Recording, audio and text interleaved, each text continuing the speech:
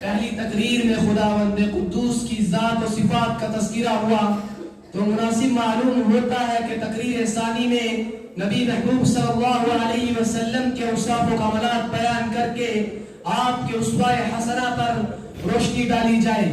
لہٰذا میں رسول اللہ صلی اللہ علیہ وسلم کے اسوہ حسنہ پر لب کشائی کرنے کے لیے مدعو کرتا ہوں.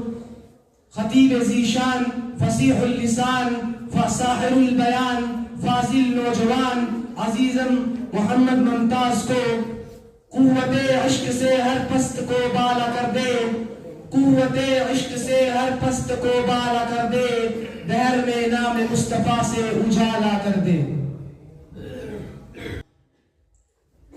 الحمدللہ رب العالمین والصلاة والسلام على سید الانبیاء والمرسلین وعلى آلہ اصحابہ الاکرام.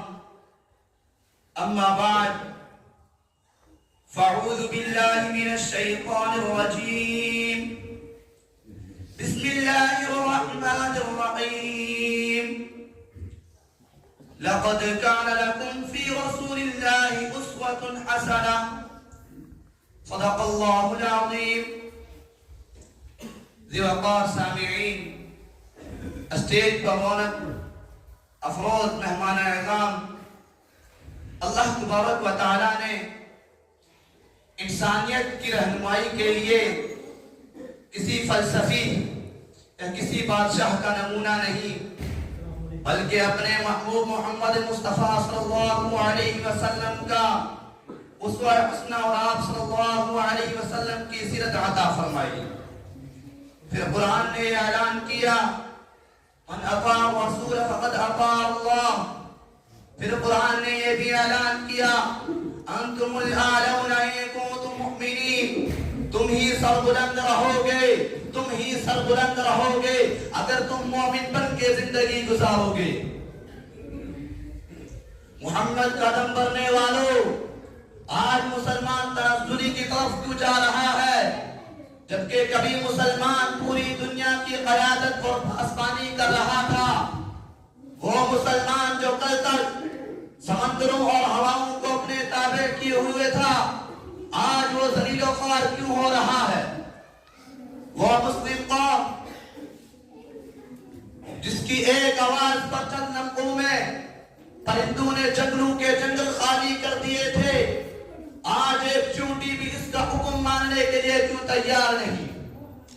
وہ مسلم قوم جن کی شکلوں کو دیکھ کر کروڑوں کفار نے اسلام قبول کیا تھا، آج ان کی شکلوں پر دہشت گردی کا الزام کیوں لگایا جا رہا ہے؟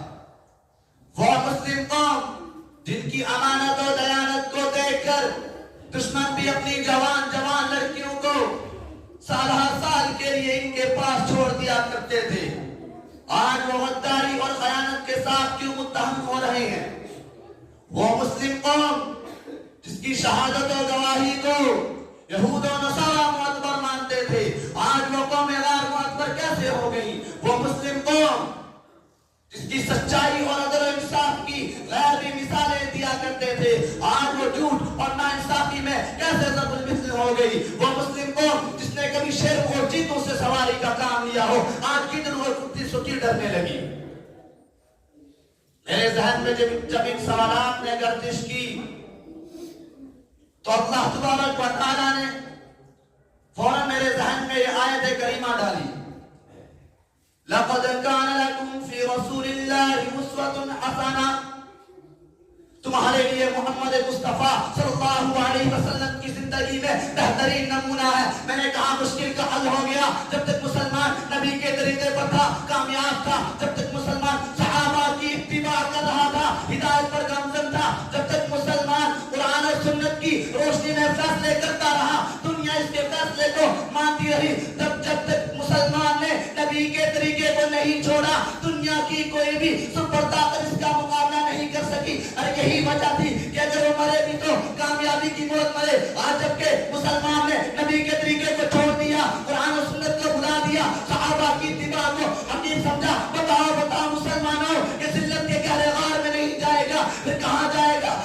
نہیں ہوگا تو پھر کیا ہوگا؟ وہ یوں نوجوانوں آپ سب سے لکھے جانے اور میدان عدل میں تولے جانے کے لائق ہے یہ بات کہ آج جتنی بیماریوں نے جنم لے رکھا ہے، جتنی رسوم و بدعات پیدا ہو گئی ہے، جتنی خرافات پھیل رہی ہے، یہ سب جو بھی کچھ ہو رہا ہے نبی صلی اللہ علیہ وسلم کے طریقے کو چھوڑ دینے کی وجہ سے ہو رہا ہے۔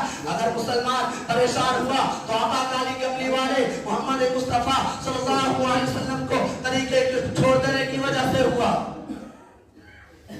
میرے بھائیوں، آج غیر قومیں کیوں ترقی پر ہے؟ غیر قومیں ترقی پر کیوں نہ ہو جبکہ وہ نبی کی ہر سنت کو اپناتی جا رہی ہے، ہر سنت کو اپنی زندگی کا نصب العین بنا رہی ہے۔ آج بڑے بڑے سائنسدان سنتوں کے فائدے کثیرہ کو دیکھ کر ایمان لانے پر مجبور ہو رہے ہیں۔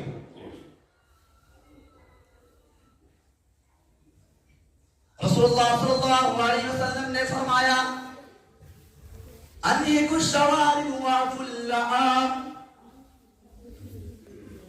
مونچھوں کو اچھی طرح مشق کرو، داڑھی کو بڑھاؤ۔ مسلمانوں نے اس کا الٹا شروع کر دیا، داڑھی کو کٹا دیا، مونچھوں کو بڑھا دیا۔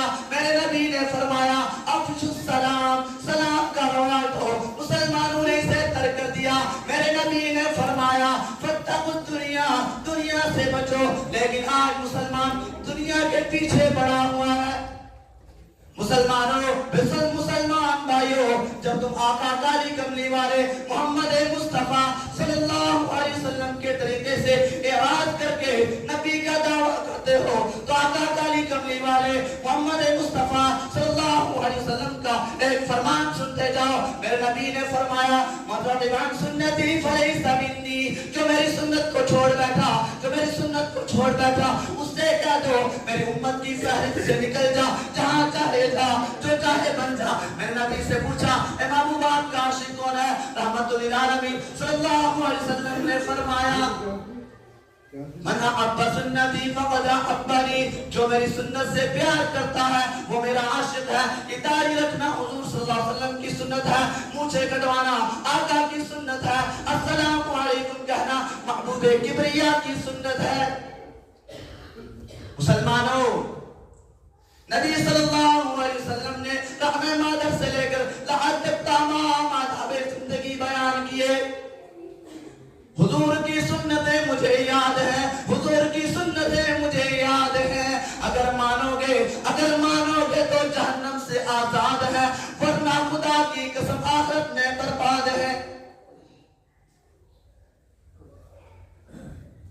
میرے بھائیوں، ہر انسان اپنے نظام حیات کی ہر چیز کی طرف نظر ثانی کرے۔ اگر وہ شیطانی اور دجالی نظر آئے تو فوراً رسول اللہ صلی اللہ علیہ وسلم کی نظام حیات کی طرف لوٹ آئے۔ صرف ایک داڑھی رکھنے کا مسئلہ نہیں، بلکہ ہر گوشے اور ہر جز کے اندر میرے نبی آقا کالی کملی والے محمد مصطفیٰ صلی اللہ علیہ وسلم کا طریقہ اتر جانا چاہیے۔ ذوق رکھ سنت گرامی سے، ذوق رکھ سنت گرامی سے، ہے شرف آپ کی غلامی سے، ہے شرف آپ کی غلامی سے۔ جو کوئی تابع رسول نہیں، ارے جو کوئی تابع رسول نہیں، لا کی عبادت کرے قبول نہیں۔